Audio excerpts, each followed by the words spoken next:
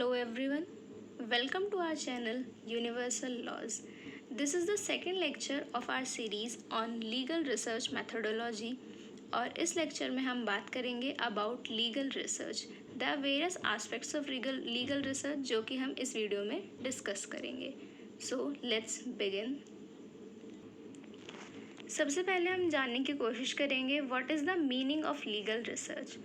Legal research is the search for authority to verify some hypothesis. Now, what is the meaning of hypothesis? In simple terms, hypothesis means the relationship between two variables which can be tested. Hypothesis एक relation है दो variables के बीच में जिसे test किया जा सकता है. Example से समझें तो we all know that smoking is dangerous to our health. तो यहाँ पर स्मोकिंग एंड हेल्थ ये दो वेरिएबल्स हुए और इन दोनों वेरिएबल्स के बीच में कैसा रिलेशनशिप है. मीन्स कि स्मोकिंग डेंजरस है आपकी हेल्थ के लिए. So smoking and health are two variables and the relationship between two variables which can be tested. This can be tested कि वेदर स्मोकिंग डेंजरस है आपकी बॉडी के लिए या फिर नहीं है, या फिर क्या वो किस तरह से स्मोकिंग आपकी बॉडी के लिए डेंजरस है. इस चीज़ को टेस्ट किया जा सकता है. जो ये दोनों वेरिएबल्स हैं इनके बीच का जो रिलेशनशिप है इसे टेस्ट किया जा सकता है through various studies, data collect करके, रिसर्च करके. तो यहाँ पर जो ये रिलेशनशिप बिटवीन टू वेरिएबल्स है दिस इज़ द हाइपोथेसिस. एक हाइपोथेसिस आपके माइंड में क्रिएट हुआ, एक कॉज एंड इफेक्ट रिलेशनशिप आपके माइंड में क्रिएट हुआ which can be tested. So legal research is all about searching of some authority to verify hypothesis and legal research involves the analysis of various facts about a particular problem. And mainly legal research कौन करता है? Lawyers, जजेस, law commissions, para legal authorities, ये सब legal research conduct करते हैं. According to PM Bakshi, what is the meaning of legal research? PM Bakshi के according there are three major portions of legal research. The first one is analytical. Analytical means what law is. जहाँ हम study करते हैं कि law क्या है, means हम existing law की स्टडी कर रहे हैं.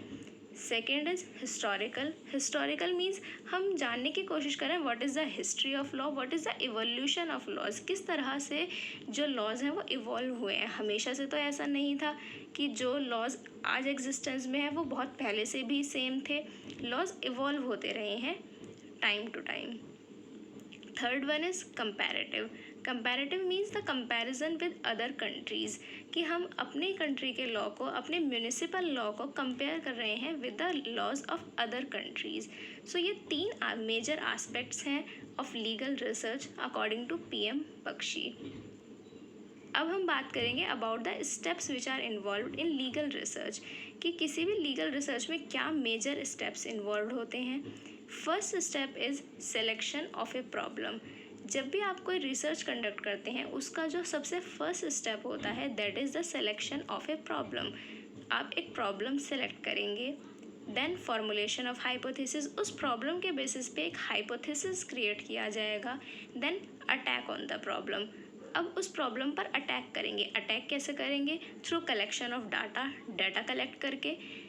आपने बहुत सारा डाटा कलेक्ट कर लिया, अब उस डाटा को क्या करेंगे? इंटरप्रेट करेंगे या प्रोसेस करेंगे, and then on the basis of interpretation of that data आप किसी कंक्लूजन्स पर रीच आउट करेंगे, फॉर्मुलेशन ऑफ कंक्लूजन्स करेंगे. इससे एक एग्जांपल के थ्रू समझते हैं. Let's take an example. या कि आपके माइंड में आया कि जो किसी भी ऑफेंस की पनिशमेंट होती है, पनिशमेंट को इंक्रीज़ कर देने की वजह से, एनहेंस कर देने की वजह से, या और भी ज़्यादा स्ट्रिक्ट पनिशमेंट कर देने की वजह से क्या जो क्राइम रेट है उसमें रिडक्शन होता है या नहीं होता.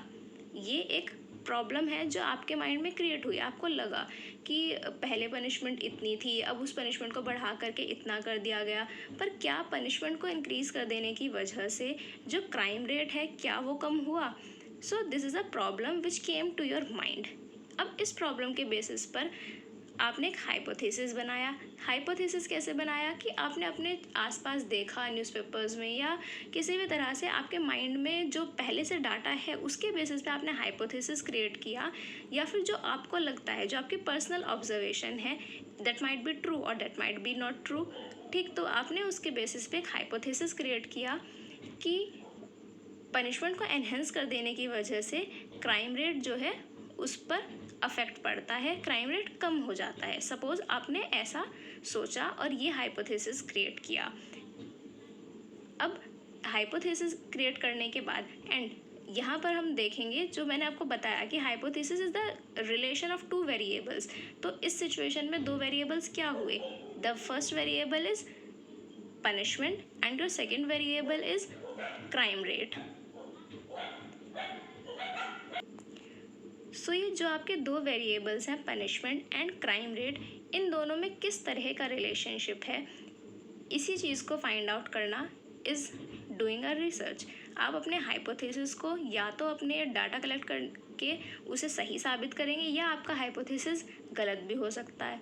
ठीक है, तो हाइपोथेसिस बनाने के बाद आप अपनी प्रॉब्लम पर अटैक करेंगे थ्रू कलेक्शन ऑफ डाटा। अब आप वेरियस तरीके की जो पहले से सर्वेज होते आए हैं या किसी भी तरह से डिफरेंट मेथड्स के थ्रू डाटा को कलेक्ट करने की कोशिश करेंगे। आप खुद से सर्वे कंडक्ट कर सकते हैं, रिसर्च वर्क करेंगे और वेरियस तरह से डेटा को कलेक्ट करेंगे। जब आपके पास डेटा कलेक्ट हो गया, इन्फॉर्मेशन कलेक्ट हो गई, उसके बाद आप क्या करेंगे, उस डाटा को इंटरप्रेट करेंगे एंड इंटरप्रेट करने के बाद एक कंक्लूजन पर आप रीच आउट करेंगे। तो कोई भी लीगल रिसर्च इस तरह से की जाती है कि पहले आपके माइंड में एक प्रॉब्लम आई, उस प्रॉब्लम के बेसिस पे आपने कोई हाइपोथेसिस क्रिएट किया। अब उस हाइपोथेसिस को आप टेस्ट करेंगे कि whether the hypothesis is correct और नॉट, एंड इस सब प्रोसेस में आपके द्वारा वेरियस डाटा कलेक्ट किया जाएगा। एंड ये जो सारा प्रोसेस है दैट मस्ट बी सिस्टमेटाइज्ड, एक सिस्टमेटिक मैनर में वो किया जाएगा। Okay, now let's move forward. Yeah, what is legal research methodology? Legal research methodology क्या है? It involves the task of finding out the primary source of law and by making research into social, political, economic conditions.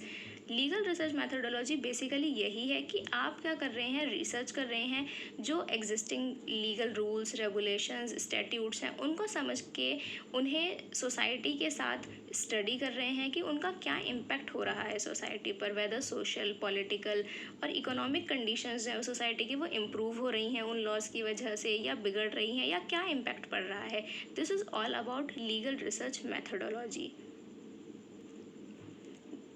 The main methods which legal research scholars try to follow are, research scholars किस तरीके के methods को use करते हैं। First one is they study the system of values, they study the practice of laws कि existing जो laws हैं वो प्रैक्टिकली किस तरह से वर्क कर रहे हैं। दे study the procedural validity of law कि किसी भी लॉ की जो प्रोसीजरल वैलिडिटी है, जो प्रोसीजर है वो किस तरह से फॉलो होता है। फॉर एग्जांपल जो हमारे प्रोसीजरल लॉज हैं that is your CRPC, CPC, तो वो प्रोसीजरल लॉज जो हैं उनकी क्या वैलिडिटी है उसे फाइंड आउट करना।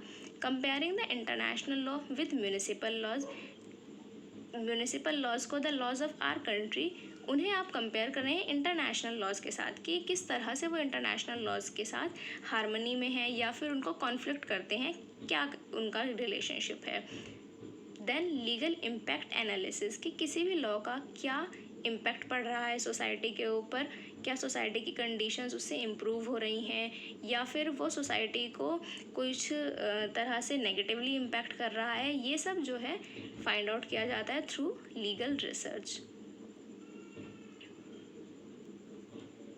Next is the utility of legal research. अब आप लीगल रिसर्च कर रहे हैं but what is the main objective of doing legal research, या लीगल रिसर्च की क्या सिग्निफिकेंस है, क्या यूटिलिटी है, क्या फ़ायदे हैं। तो first one is social control. Legal research के थ्रू आप फाइंड आउट कर सकते हैं कि जो लॉज हैं उनका क्या इम्पैक्ट हो रहा है सोसाइटी के ऊपर एंड किस तरह से वो लॉज सोसाइटी को कंट्रोल करते हैं। Second is social welfare. Through research you can find out कि क्या सोसाइटी के अंदर एविल्स हैं और उन एविल को किस तरह से हटाया जा सकता है। फॉर एग्ज़ाम्पल द ट्रिपल तलाक बिल, वो एक तरीके से क्या है, सोशल वेलफेयर के लिए ही आया, ठीक है, जिसके थ्रू ट्रिपल तलाक को एज एन ऑफेंस जो है वो घोषित किया गया, ठीक है, पनिशमेंट वहाँ पर प्रिस्क्राइब की गई। सो this is a social welfare law, जो कि वेलफेयर करने के लिए आते हैं।